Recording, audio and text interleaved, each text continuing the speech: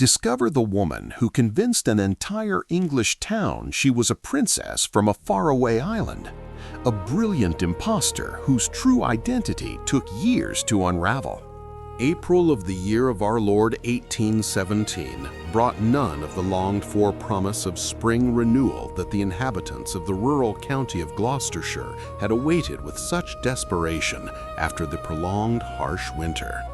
Instead, a heavy, impenetrable pall of melancholy, leaden grayness had descended over the quiet, unremarkable settlement of Almondsbury, seeming not merely to extinguish the sunlight, but to drain the last vestiges of hope from human hearts.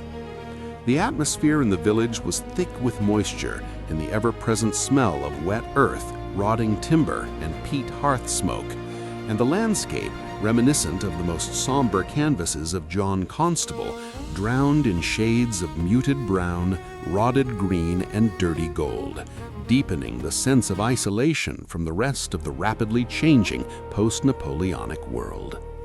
Evening fell upon the countryside like a slow, inexorable curtain, and the muddy roads, cut with deep wheel ruts from farm wagons, had become treacherous traps, discouraging anyone from venturing beyond the safety of their modest, often leaking dwellings. It was precisely in this gloomy, windy, and bitterly cold dusk, when the monotony of village life had reached its absolute zenith and exhausted farmers had locked themselves in taverns or beside their domestic hearths, that this numbing rhythm was suddenly and irrevocably shattered by the appearance of a being who seemed to have descended from an entirely different, incomprehensible dimension. From the thickening fog swirling over the moors and fields emerged a lone, slight silhouette, step by step overcoming the resistance of the clinging mud, and her appearance in that gray, prosaic reality was like a brutal awakening from the years-long dreamless lethargy in which Almondsbury had languished since time immemorial. Her presence on the road leading to the heart of the village was so unreal, so sharply contrasting with the coarse world surrounding her, that the first witnesses of this event, rather than rushing to aid the obviously lost person, froze in place, rubbing their eyes in an unpleasant, irrationally fearful amazement, unable to believe what had materialized before them on this dark April evening. The mysterious woman who struggled to catch her breath in the middle of the village lane constituted an absolute anomaly, a negation of everything the inhabitants of Almondsbury knew and could name. Her clothing bore nothing of the rough wool, faded linen, or worn cotton that dressed the local women, but instead emanated a strange, almost unsettling aura of exoticism that immediately seized the gaze and refused to release it. She had wrapped herself tightly in a dark, richly woven shawl, which, with extraordinary dexterity, she had fashioned on her head into an intricate, multi-layered turban that lent her features a nobility and mysteriousness reminiscent of the engravings brought back from distant Oriental expeditions, of which the simple people here could at best have heard in the drunken tales of old sailors from nearby Bristol. Her gown, though damaged by the hardships of an unknown journey, covered in a layer of dried mud and frayed at the edges, still betrayed traces of a former, perhaps aristocratic, splendor. The fabric, draped in a manner unknown to English dressmakers, and her every movement, though marked by powerful exhaustion, retained in itself echoes of innate grace.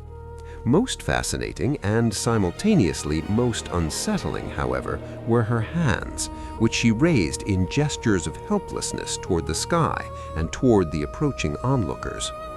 These were not the calloused, work-hardened hands of an English peasant woman, but slender, delicate fingers, covered nevertheless with distinct, dark stains or deliberately applied dyes, which immediately gave rise in the minds of the assembled to the most varied, superstitious speculations. The light of the fading day, combined with the cool color palette of the surroundings, caused her pale face, framed by the dark fabric of the turban, to glow with an inner, almost painterly luminescence, calling to mind the artful portraits of Thomas Lawrence, in which human physiognomy became a window to an unfathomable, tempestuous soul filled with hidden tragedies and unspoken secrets. When the crowd began to thicken and curiosity finally overcame the initial paralysis, the stranger halted, looked around with panic in her large dark eyes at the surrounding faces of blacksmiths, bakers, and farmhands, then parted her lips and produced sounds that were to change the history of this sleepy locality forever. From her throat, however, did not emerge words of supplication for bread, water, or shelter, uttered in even the most distorted dialect of the English language, nor in any of the continental tongues with which some veterans of the Napoleonic Wars might ever have had contact. It was an unbroken, guttural yet melodic stream of utterly incomprehensible syllables that sounded like an echo from the most distant, unexplored reaches of human civilization. This language was characterized by an astonishing hypnotic cadence, full of soft consonants and sharp, sudden stresses, creating a linguistic puzzle in which it was impossible to detect even one familiar root. Seeing that her words were falling into absolute emptiness and that the faces of the onlookers expressed only growing consternation, the woman began using her entire body to communicate, and her pantomime became an act of ultimate desperation. Her stained hands traced complex shapes in the cold air. She struck her chest, pointed to her mouth, then indicated some undefined distant horizon, and her every movement was suffused with such enormous, almost tangible physical and psychological suffering that even in the most hardened village hearts the seed of pity had begun to germinate. The sound of this exotic language, echoing from the damp stone walls of Almondsbury's cottages, created a barrier so powerful and impenetrable that despite their physical proximity, the foreign woman and the English villagers seemed to inhabit two completely separate universes, which with every passing second intensified the thickening, almost tangible atmosphere of complete bewilderment. The reaction of the village's inhabitants was a true kaleidoscope of attitudes typical of the isolated society of the British provinces of that time.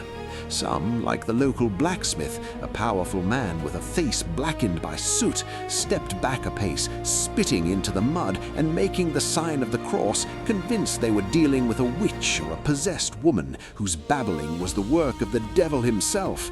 Others, like the wife of the local baker, watched the unfortunate creature with deep compassion, seeing in her merely a starving, frozen being, a victim of the upheavals of war or cruel fate, who had in some inexplicable way lost her path home and ended up in this English wasteland.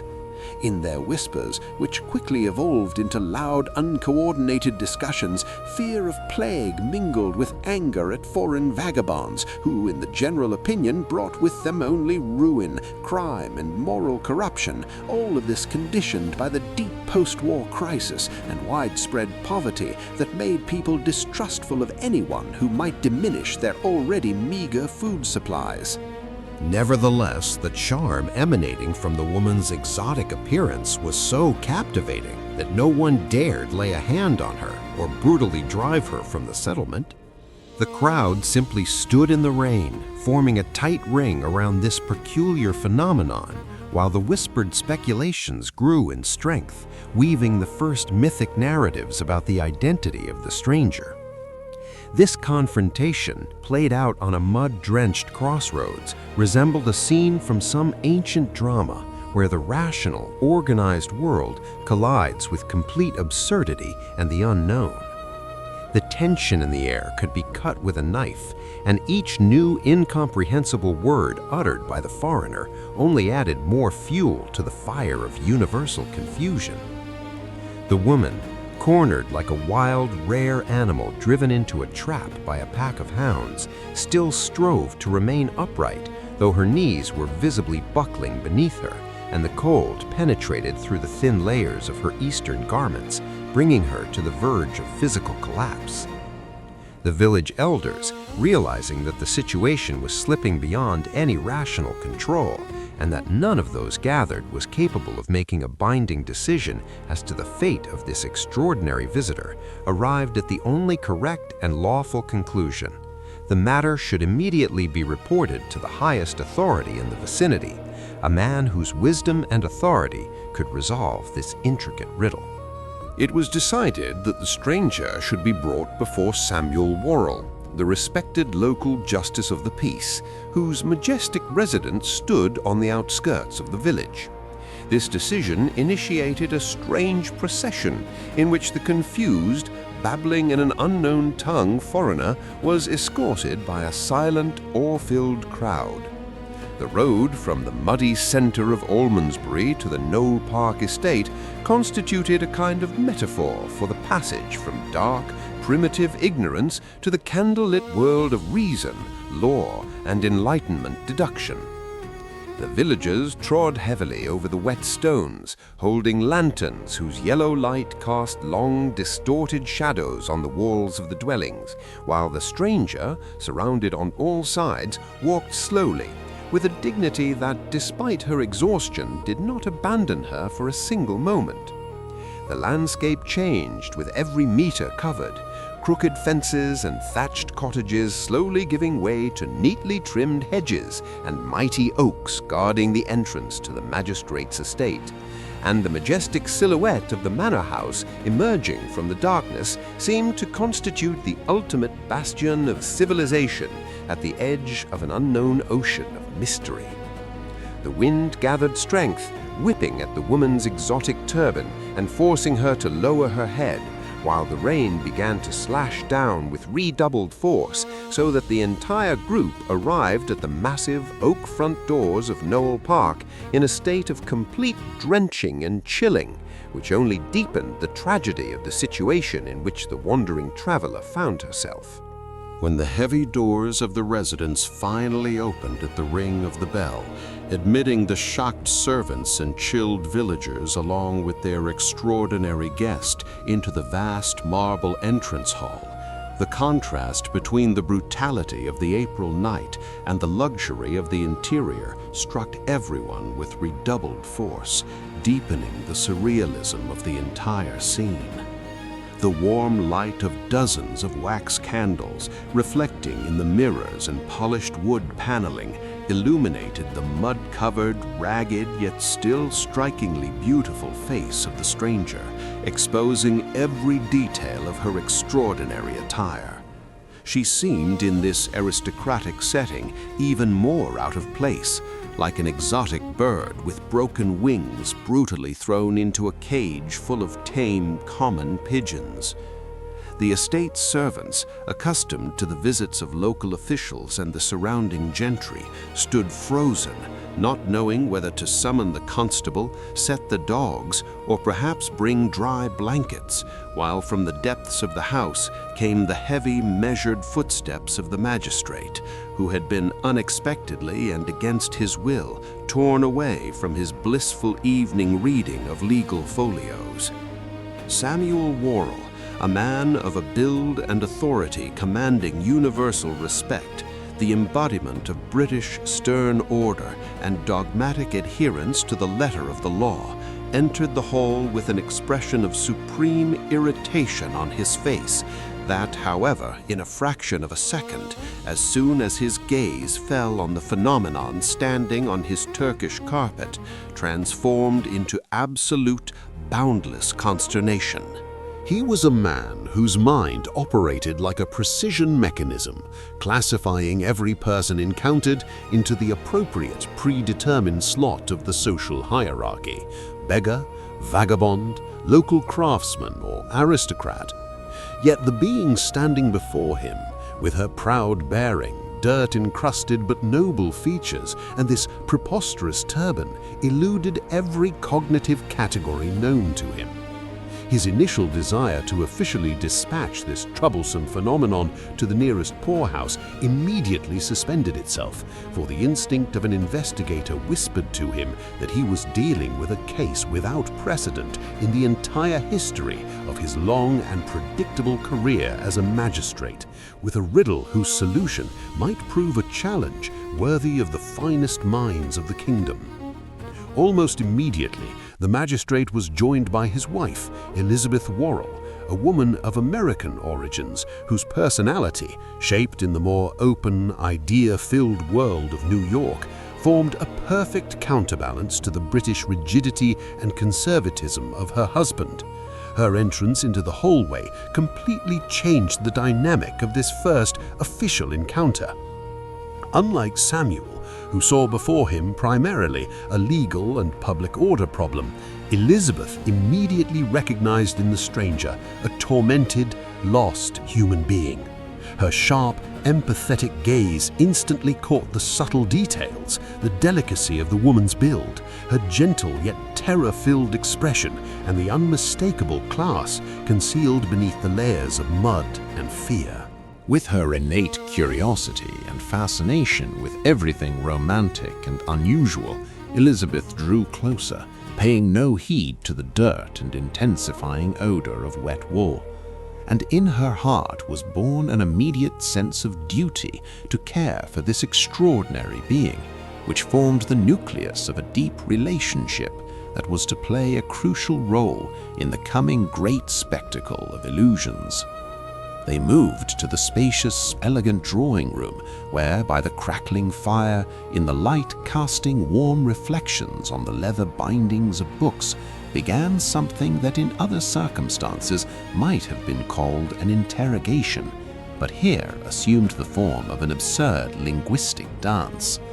The Worrells, with the assistance of the educated servants, began posing questions in English, then French, even attempting to insert heard snippets of Spanish and Latin.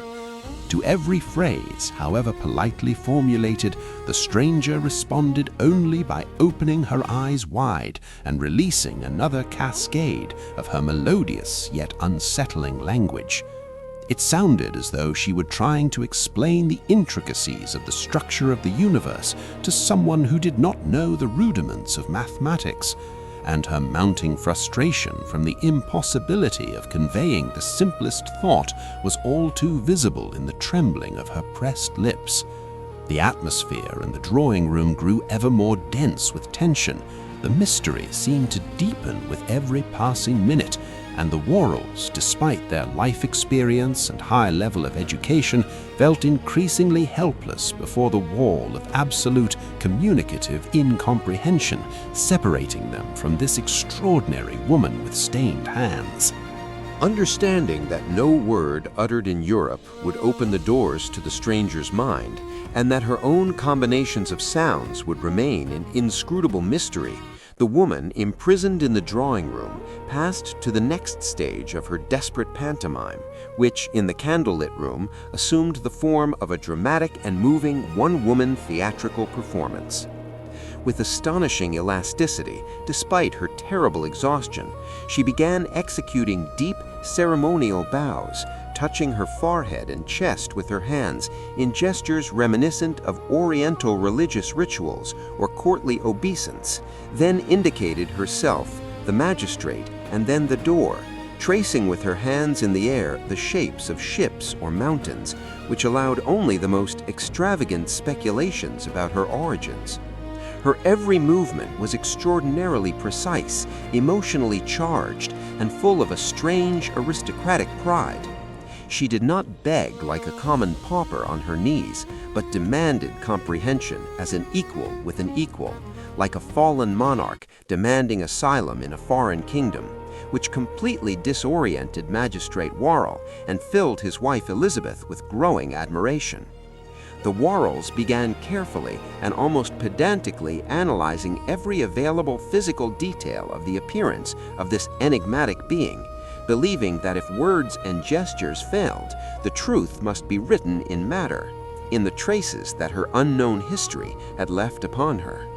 They drew close to her face, examining the extraordinary turban which upon closer acquaintance turned out to be a coil of intricately plated materials of a texture found in none of the English weaving workshops, and then their gaze rested again on her hands, whose discolorations did not appear to be road dirt, but rather the effect of some exotic dyes, or perhaps even permanent tattoos, typical of the savage tribes described in journals by travelers from the South Seas.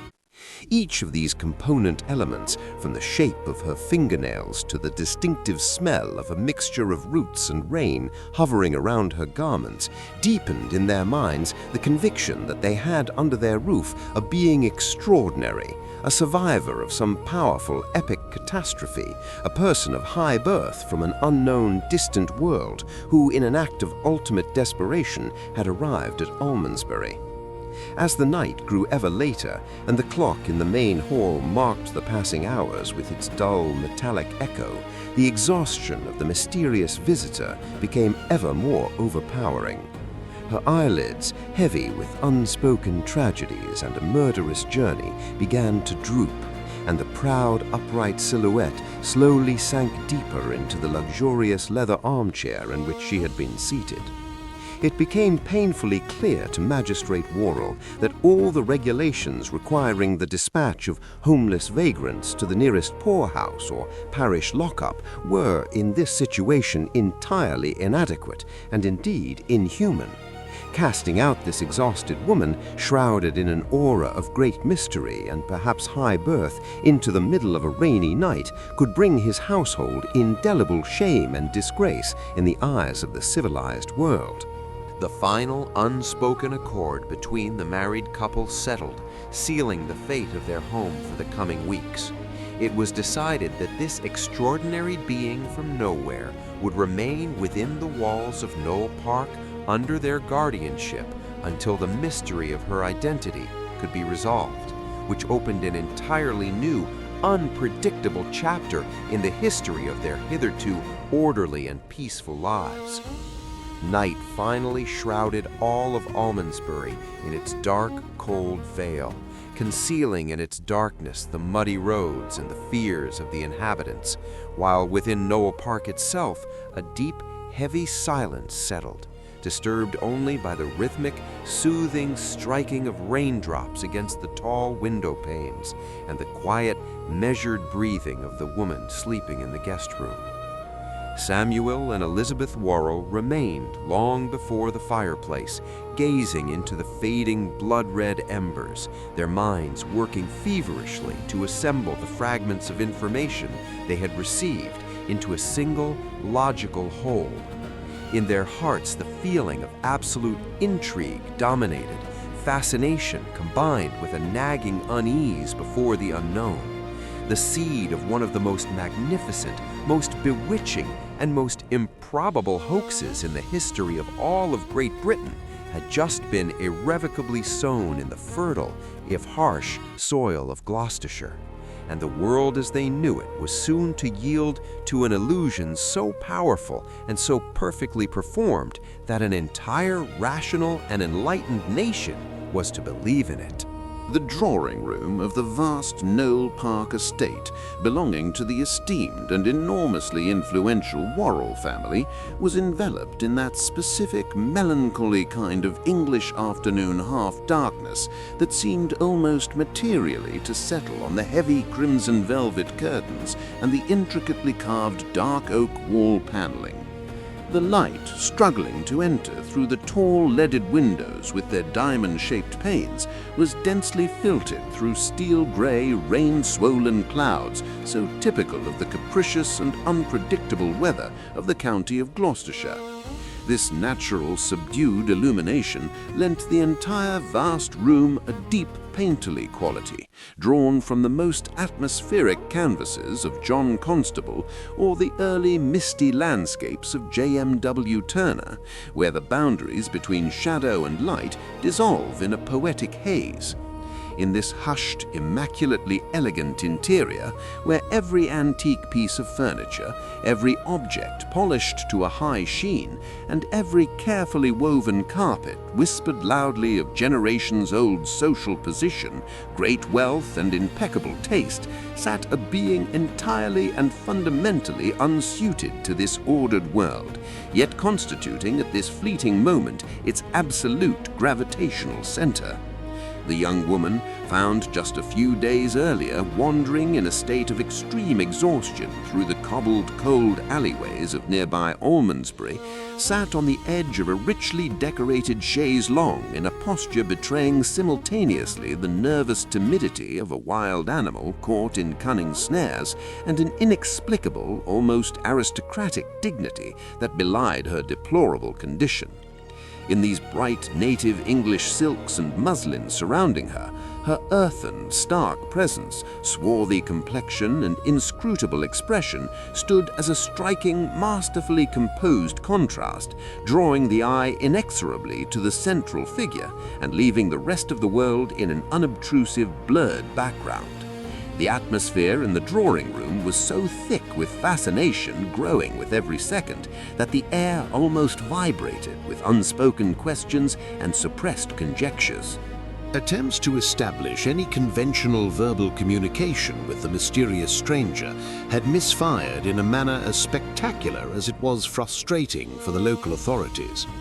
Hastily summoned village officials, learned linguists from nearby universities, and even wandering sailors familiar with the dialects of distant ports stood before her helplessly, pouring out streams of words in languages from Spanish through Greek to Arabic and Hindustani.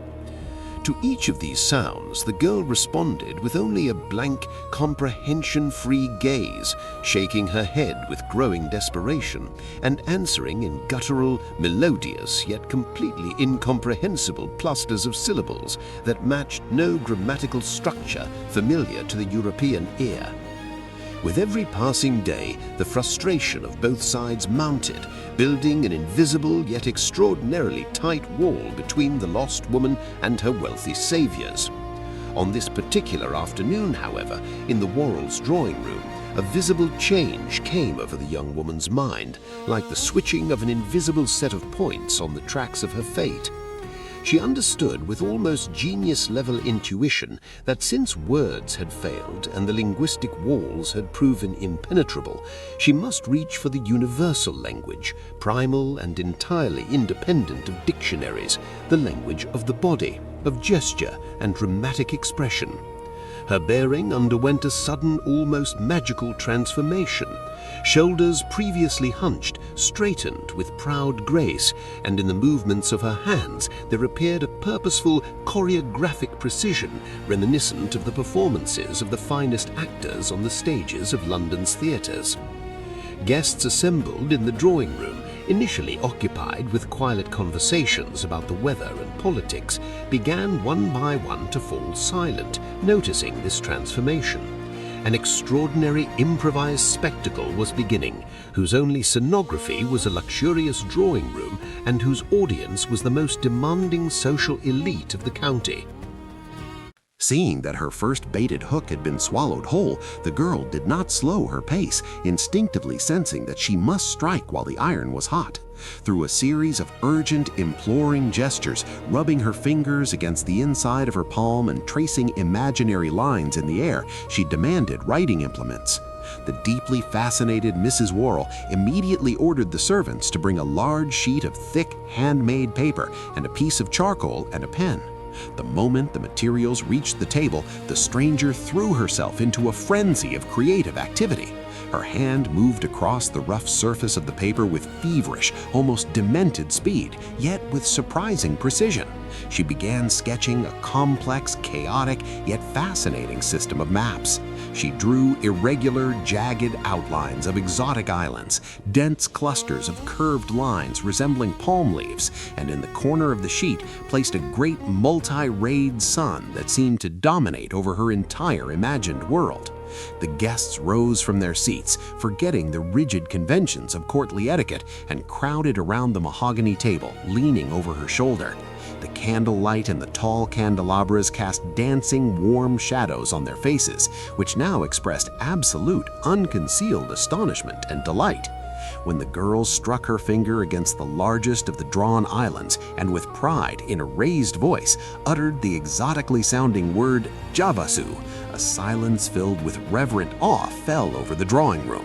In their imaginations, shaped by Oriental myths and sailors' tales, this simple, invented-on-the-spot word immediately took on the contours of a real empire, lost somewhere on the boundless waters of the Indian Ocean. Once her extraordinary homeland had been established on a piece of paper, the girl's pantomime entered a new, considerably darker and more dynamic phase, aimed at explaining how she had come to be so far from her tropical home. With a smile on her face, she began acting out idyllic scenes from her life in Yavasu, swaying to the rhythm of inaudible music, plucking fruit from imaginary trees, walking with an upright, regal bearing. Suddenly, in a fraction of a second, the atmosphere in the drawing room underwent a drastic change. Her face was distorted by a grimace of extreme, paralyzing terror. With eyes wide open and a silent scream on her lips, she began to struggle against invisible forces. She acted out a brutal capture with such physical intensity that some of the more sensitive ladies stepped back with authentic cries of horror. The girl showed how brutish, towering men of foreign features, which she suggested by furrowing her brow and touching her face, knock her to the ground. She crossed her wrists behind her back, painfully twisting her arms, demonstrating with surgical accuracy how she was bound with thick, rough ropes. Her breathing became halting, shallow, and authentic beads of sweat appeared on her brow. The audience was completely hypnotized. In the wealthy, safe drawing room of Knoll Park, the specter of pirates and brutal violence had suddenly materialized. The silence that fell in the room was deafening, broken only by the heavy breathing of the performer and the crackling of burning logs. Then the narrative moved to the deck of an imagined pirate ship, and her performance became a quiet, haunting study of human despair and physical suffering. She began rocking rhythmically from side to side, perfectly mimicking the movements of a small vessel tossed by the merciless waves of a boundless ocean. Tears, genuine and gleaming in the candlelight, began to flow down her dirty cheeks as she folded her hands in the universal gesture of supplication and unimaginable longing for a lost home. The culminating point of her dramatic narrative was fast approaching, and she had no intention of sparing either herself or the nerves of her audience. Depicting the moment in which the ship finally drew near a foreign shore, her bearing suddenly stiffened, filling with desperate, almost animal determination.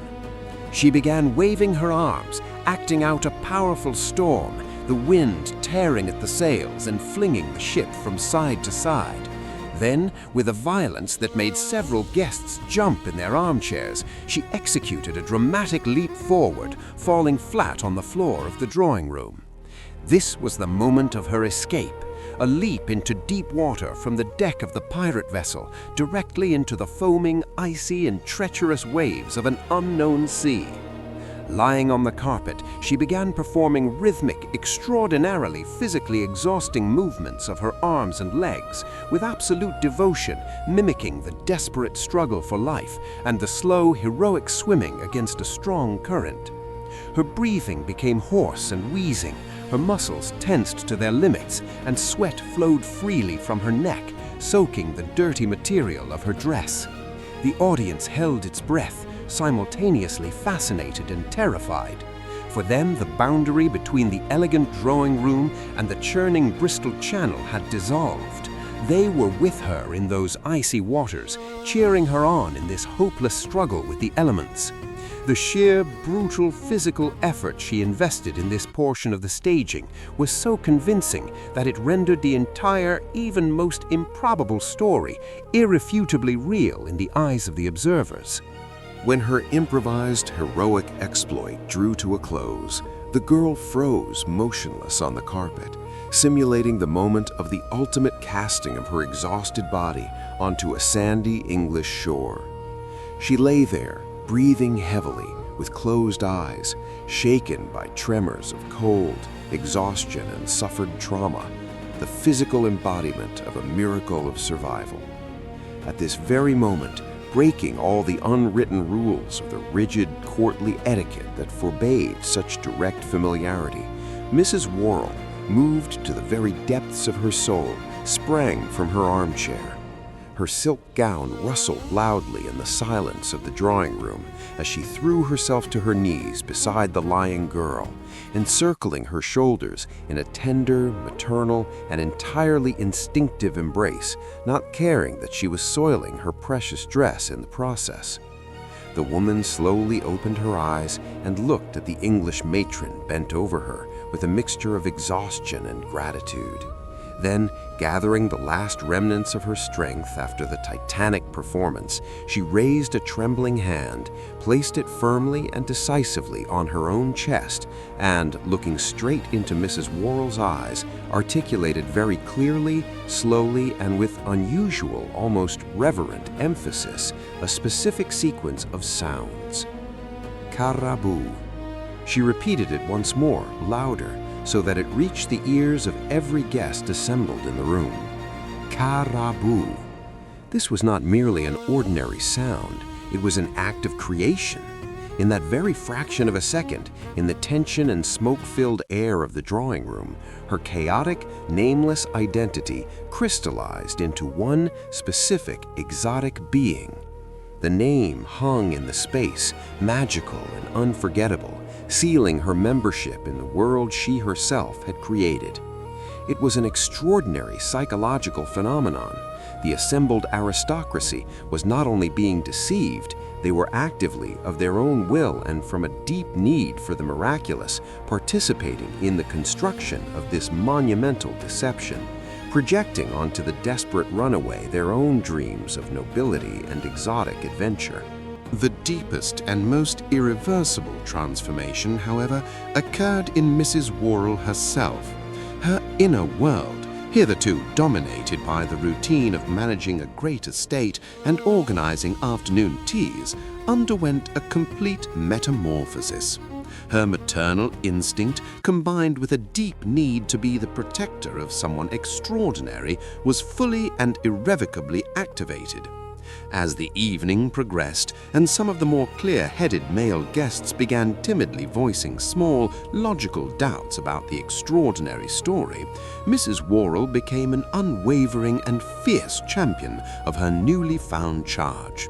She smothered at birth every skeptical whisper, dismissing all logical objections as symptoms of a lack of imagination and Christian empathy. For her, Carabou was no longer a riddle to be solved, but an exotic, precious gift of fate, a miraculous child that had fallen from the sky directly into her arms. The psychological fulfillment that Mrs. Worrell found in this silent, wild girl was powerful. Through her, the wealthy matron from the provinces was becoming a key figure in a story of international significance, the defender of a royal fugitive.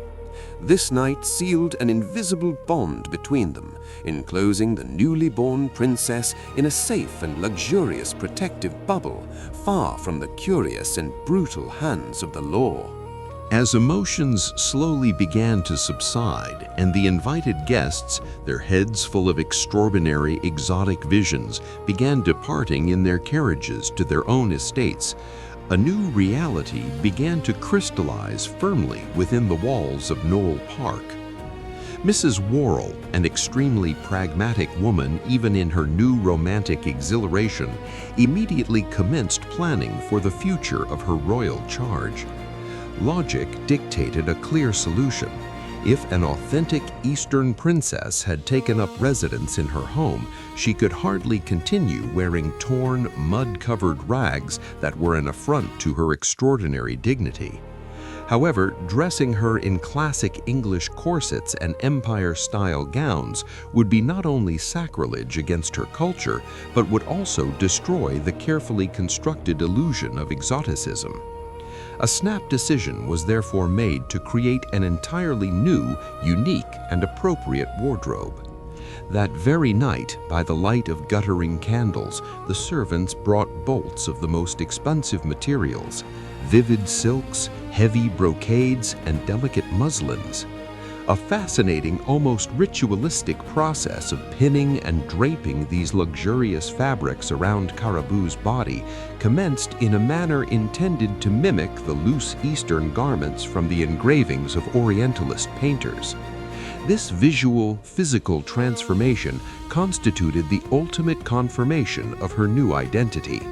The moment the silk turban decorated with a feather was wound around her and the richly woven shawl thrown over her shoulders, the former wanderer ceased to exist, and there was born an icon of perfect deception. The philosophical and psychological analysis of this extraordinary afternoon in Knoll Park reveals the absolute, indisputable genius and perspicacity of the young impostor's mind. Without uttering a single word comprehensible to them, she had perfectly and flawlessly managed to read the moods, desires, and weaknesses of the entire luxurious room, giving her wealthy hosts a magic mirror in which they could admire at will their own romanticism, charitableness, and colonial superiority. The heavy, unrelenting iron presses of the Bristol Journal and the Bath Chronicle groaned and clattered with a deafening, rhythmic intensity in the damp, coal-scented air of the provincial printing houses, their massive metallic plates descending with a thunderous finality to crush thick, pungent black ink against coarse, fibrous sheets of broadsheet paper, effectively stamping the fabricated myth of Princess Caribou into the permanent, unyielding annals of British history. In an era overshadowed by the bleak, austere aftermath of the devastating Napoleonic Wars, where the common populace groaned under the crushing weight of the newly enacted Corn Laws, widespread poverty, and the bitter chill of consecutive failed harvests, the sudden, miraculous appearance of an exotic royal wanderer offered a desperately needed, intoxicating elixir of pure, unadulterated escapism.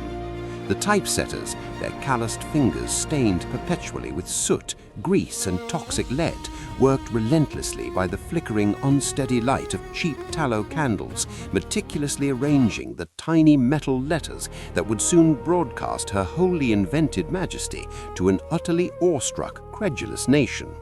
Dramatic, wildly sensationalized headlines splashed across the front pages, declaring in bold, imposing typography the miraculous salvation of a royal daughter of the East, a noble savage who had somehow washed upon the muddy, unforgiving shores of the Bristol Channel. Accompanying these feverish, breathless reports were romanticized, meticulously etched woodcut illustrations that depicted her in an array of fantastical, vaguely oriental garbs, her features softened and idealized to appeal to the prevailing Regency-era sensibilities and their insatiable appetite for the picturesque and the sublime. This ink, drying slowly in the damp English air, was not merely reporting the news, it was actively forging a colossal, mesmerizing illusion, transforming a destitute, desperate young woman from the grim realities of rural poverty into a transcendent, almost mythical icon whose name would soon be whispered with reverence in the gilded drawing rooms of the highest aristocracy. The sheer velocity of this localized fame, mutating into a sweeping, uncontrollable national phenomenon, was staggering, a testament to the ravenous hunger of a traumatized society desperate for any narrative that whispered of magic, romance, and the tantalizing mysteries of uncharted, sun-drenched lands far beyond their gray, rain-swept horizons. From the printing presses, the bundled stacks of newspapers began their relentless journey across the sweeping, desaturated landscapes of the English countryside, carried in the bellies of fast stagecoaches, drawn by muscular, steaming horses that galloped furiously over muddy, rutted turnpikes under skies bruised with brooding violet clouds, reminiscent of a turbulent masterpiece by J.M.W. Turner. The heavy, overcast daylight filtered through the mist rolling over the Somerset hills, casting an earthy, muted palette over the towns and villages where these papers were eagerly devoured by people from all walks of life, from the raucous, smoke-filled taverns where commoners marveled at the impossible tale over pints of dark ale, to the serene, meticulously manicured estates where the aristocracy read the accounts aloud with a mixture of profound fascination and condescending amusement. The story of Princess Caribou possessed an infectious, almost virulent quality, spreading from parish to parish, county to county, until the sheer weight of public fascination transformed the once quiet rural estate of Knowle Park into an impromptu pilgrimage site for the curious and the wealthy. The romantic period drama of her existence, so utterly divorced from the rigid, suffocating social hierarchies and the pervasive economic gloom of 1817 Britain, acted as a magnetic force, drawing an endless procession of elegant carriages that now frequently lined the narrative tension within the dining room began to build to an almost unbearable, suffocating level as Dr. Wilkinson finally decided to break his silence, leaning forward into the soft, Thomas Lawrence-esque candlelight with a disturbingly polite yet undeniably lethal smile, addressing his initial sharply pointed questions not directly to the princess, but rather to her fiercely protective patroness, Mrs. Worrell. He wrapped his devastating skepticism in thick layers of extreme aristocratic politeness, casually inquiring about the specific, detailed geographical coordinates of her supposed island home of Javasu, and asking, in hushed conversational tones, how a frail female constitution could possibly withstand the colossal, crushing pressures of such an impossible oceanic journey without displaying severe, lingering symptoms of profound physical trauma and muscular atrophy. Though his words were measured, calm, and delivered with impeccable gentlemanly grace, the underlying edge of rational skepticism cut through the room's warm, complacent atmosphere like a freshly sharpened surgical scalpel, causing the previously cheerful, animated conversations around the long mahogany table to falter, stumble, and eventually die out into a heavy, utterly uncomfortable silence. The suspension of disbelief, that fragile, beautiful, and collective illusion that had so thoroughly entranced the entire assembly, wavered visibly for the very first time, the grand, imposing edifice of her spectacular lie finally beginning to show its very first faint hairline cracks under the unbearable, crushing pressure of basic, undeniable scientific scrutiny. Caribou, possessing an almost supernatural sensitivity to the shifting, emotional currents of a room, instantly recognized the immense existential danger that this quiet, unassuming man posed to her entire, carefully constructed universe, her heart hammering against her ribs with the violent, frantic rhythm of a trapped, desperate animal as she felt the collective gaze of the room suddenly shift, turning towards her with a newly awakened, questioning intensity. Though she could not perfectly understand the complex multisyllabic English vocabulary he employed in his ruthless interrogation, she was a master of reading the subtle, unspoken languages of human tone, aggressive posture, and shifting micro-expressions, immediately grasping that the cold logic of the doctor's argument was rapidly poisoning the well of unconditional adoration she had so painstakingly cultivated. Realizing with absolute chilling certainty that any attempt to debate him on the dangerous grounds of geography or nautical science would lead to her immediate, unmasking destruction, she instinctively deployed her ultimate, most reliable defensive weapon, a sudden, wildly dramatic and charmingly evasive pivot designed to completely shatter the intellectual tension and drag the audience back into the intoxicating realm of pure, unadulterated emotion. With a sharp, commanding cry in her invented, melodic tongue, she suddenly stood up from her chair, violently disrupting the rigid, formal geometry of the Regency dinner party, and launched into an elaborate, mesmerizingly physical display of what she communicated to be a solemn, deeply sacred religious prayer of distress, throwing her body into intricate, exhausting contortions that forced the doctor's cold logic to take a secondary role to her sheer, undeniable physical magnetism. The desperate, brilliant tactic worked with a terrifying, almost tragic efficiency upon the minds of her most fervent, dedicated believers, who were profoundly relieved to have the uncomfortable, challenging intellectual tension broken by the return of the magical, exotic spectacle they so desperately craved. Mrs. Worrell, her face flushed with a mixture of indignation and fierce maternal protectiveness, quickly and aggressively rushed to defend her beloved princess, loudly dismissing the doctors. The clamor and dirt of 19th century Bristol formed a setting that could not have been more remote from the romantic fantasies about exotic princesses and distant lands. In the heart of this industrial city, enveloped almost continuously in dense, throat-catching chimney smoke and the smell of coal mingling with salt from the harbor, lived Mrs. Neal. As the proprietress of a modest, somewhat run-down boarding house for lodgers and vacationers, her daily existence was an unending cycle of heavy physical labor. Every day began before dawn with scrubbing wooden floors that always seemed coated with a thin layer of urban dust, washing bedding in tubs of hot water that left her hands permanently reddened and rough as sandpaper. Mrs. Neal's life was devoid of illusions and luxuries, her world limited to worries about the coal bill, lodgers who were late with the rent, and the necessity of maintaining order in a place through which passed a varied mosaic of working-class people. It was precisely this hard, uncompromising realism of her existence that was soon to collide with one of the greatest illusions of the Regency era.